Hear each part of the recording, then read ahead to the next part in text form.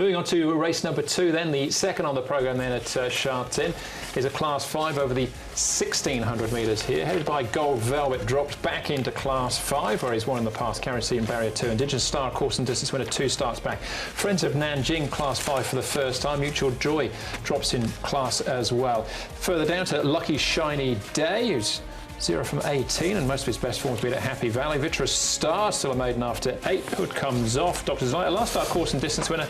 Laugh Out Loud, who won over the 1200, 2 starts back, and down to Gobi Storm, who's behind Little Fantasy last time out at Happy Valley over the 1650. Mutual Joy, Whiskey Night, and Doctor's Delight are the horses that have been up at Chung Fa within the last month. All right, yes, Class 5 over the mile. Now, there is a lack of pace in this race. Sometimes when that's the case, in Class 5 particularly, you can get some surprise packages, particularly when they've drawn wide. So you wonder whether Doctor's Delight rolls on a bit more, maybe even Victorious Leader potentially goes forward. Gobi Storm will, and probably Whiskey Night too with Joe Moreira, who is the Class 5 king, no doubt about it this season. He's ridden most of the winners in this grade. This horse here, Indigenous Star, he's found a bit of form, this horse. He's had 2 good runs recently, and he goes nice enough, and he's got Zach Purden aboard as well, so he goes nicely enough. Good runner's way. I made this a horse to follow after its run in February, back in February. He's up to 1600 now, and his track work's been pretty good, so he looks all right, does a good runner's way.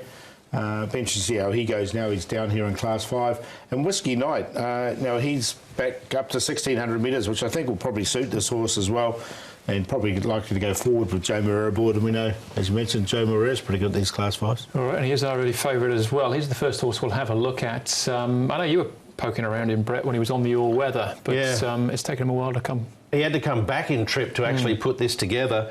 So that concerns me a little bit, that they've now dropped him back to 1200. He's run like this. You can see he's ridden vigorously in the final stages, and at this stage he's going to run 4th or 5th. He just keeps grinding. There's a couple out wide to get past him, one in particular. If they roll early with him over the mile, I think he's a chance, but yeah, look, I don't think he's much chop, to be honest, so I'm actually going to shop around him. I've given him too many chances already. I put him in for 4th, but you wouldn't want to take that You're going to have to take skinnies with Joe on, and he could well win, but I'd be prepared to go against him. All right, OK. Doctor's Delight got his head in front last time out. Indigenous Star, Victorious Leader, and Levante were also involved. Yeah, they were. Now, the track, as you can see, was rain affected on this occasion. Doctor's Delight, he'd been taken him a while to actually take a win. This was his 18th start when he did win this race. I don't know if the track was there to help him or not, but look, I'm going to work around him. Yeah, I left him out too, but I think he is one that probably does roll forward from Barrier 11. We saw the speed map, he was sort of just off the pace. He could roll over from gate 11, Whiskey Night's drawn 8. Potentially they could both roll over together, and if they get into good forward spots, they're going to have their chance. All right, OK. The Racing Club horse, Young Glory, the Racing Club horse, is in general been running quite well. This is 2 starts back for him, though. He was a little bit disappointed. 2,000 metres disappointing. Maybe back to a mile might suit him better. I'm not sure if it was the 2,000, Andrew. He just didn't go a yard all last start. Off the bit a long way from home. I actually liked him on that day, and I was very disappointed in the effort that he put in. So maybe back to 1,600 might be a positive, but I thought he went very, very ordinary last outing. They can do that and bounce back in this grade, we know, but you can deal me out. Yeah, me too. I'm happy to watch him just go around. He's by Niagara, so you'd think 2,000 would be OK for him. But yeah, I thought it was perfect, actually, and as soon as the gates opened, he just was not interested. All right. Not for me.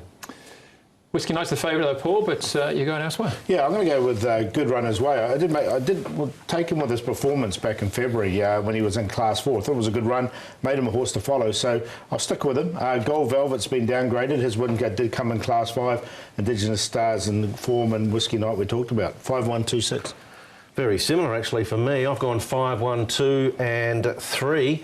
I'm going to tip good runner's way as well. There was a stack of money for this late in betting last outing, and he was held up for a portion on the rail in the stretch. So I'm going to, where there's smoke, there's fire. I'm going to follow him. Number 5 from Barrier 1 with Aldo de Meyer a board who's in good form of late. Gold Velvet drops in grade, Indigenous Star runs on. Friends of Nanjing, I made him a horse to follow for the season 4 seasons ago. Shows you how ordinary he's gone since then. He did win, I think, 3 out of his first 7, so that was the reason why, but he's had a lot of soundness issues. Here he is in Class 5 for the very first time. I wish them all the best because he did look a promising horse, to be honest. All right, yeah, I'm at the top half of the handicap here as well, but Gold Velvet, don't mind that price, 18.5.7. Yeah. I think he's good down in class. All right, that's race number 2. The feature race comes up as race number 9 on the card. We'll be back with a third, though, right after this.